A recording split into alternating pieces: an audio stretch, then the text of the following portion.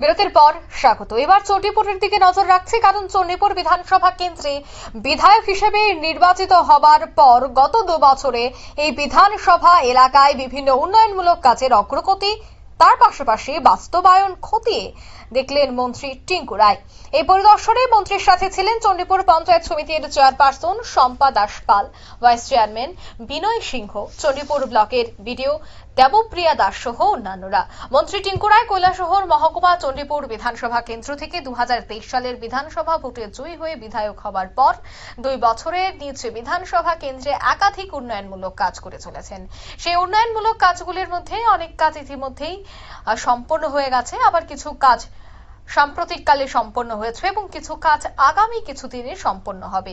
যে কাজগুলি আগামী কিছুদিনের মধ্যে সম্পন্ন হবে সেই কাজগুলি কি পর্যায়ে রয়েছে এবং গুণগত মান বজায় রেখে কাজগুলি হচ্ছে কিনা তার খোঁজ খবর নেন তিনি।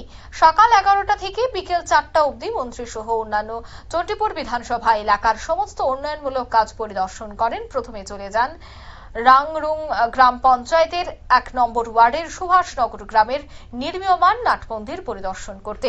সেখান থেকে চলে যান সরোজিনী গ্রাম পঞ্চায়েতের 4 নম্বর ওয়ার্ড এলাকায় নির্মীয়মান নাট মন্দির এবং বাজার শেড ও মার্কেট স্টল পরিদর্শন করতে। আগামী 1.5 মাসের মধ্যে নাট মন্দির, বাজার শেড এবং মার্কেট স্টলের কাজ সম্পন্ন হবে। তবে এই পরিদর্শনকালে কি বলছেন তারা শোনাচ্ছি। তাড়াতাড়ি শেষ করা যায়। আমার সঙ্গে রয়েছেন আমাদের মাননীয় চেয়ারপারসন রয়েছেন, ভাইস চেয়ারম্যান রয়েছেন এবং বিডিও সাহেব রয়েছেন। আপনারা সকলেই জানেন যে আমাদের এই বিধানসভায় লাস্ট 2 বছরে অনেকগুলো কাজ আমরা শিলান্যাস করেছি, যেগুলো প্রায় শেষের পথে এখন। তো এই জন্য আজ দেখতে বেরোলাম যেগুলো ভুল ত্রুটি রয়েছে এগুলোকেও ঠিক করা আর কাজকে আরো ত্বরান্বিত করা। মূলত কোন কোন এলাকা পরিদর্শন করেছেন? সিঙ্গির বিল আমরা গিয়েছি, ফুলতলিতে গেলাম, আমরা রাংরুঙে গেলাম, আমরা সরোজিনীতে গেলাম। এখন আমরা আছি বিসিনগর গ্রাম পঞ্চায়েতের অধীনস্থ ডলুগাঁও ফুটবল মাঠে। আপনারা জানেন এই মাঠটাতে অনেকগুলো খেলা হয়।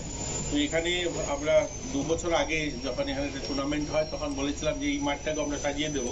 তো এখানে দেখছেন আপনার গ্যালারির কাজ অলমোস্ট কমপ্লিট এবং মাঠ লেভেলিং এর কাজও শুরু হয়েছে এবং এখানে বাকি আরো আনুষঙ্গিক যে কাজগুলো রয়েছে ড্রেন এগুলো খুব তাড়াতাড়ি হয়ে যাবে। চণ্ডীপুর বিধানসভা আপনি বিধায়ক হওয়ার পর অনেকগুলো রাস্তা কাজ করেছেন, এখন পর্যন্ত কতটি রাস্তা কাজ হয়েছে বা কতটি রাস্তা কাজ? সংখ্যাটা অনেক, 40-এর অধিক রাস্তা হবে যেগুলো আমরা দীর্ঘ 20-25 বছর ধরে যেগুলো হয়নি সেই রাস্তাগুলো হয়েছে। আপনারা জানেন যে ফুলতলি থেকে এখনই আমরা আসলাম যে রাস্তাটা এখানে বিসিনগরে আসার জন্য যে রাস্তাটা, এটাও খুব শীঘ্রই হয়েছে।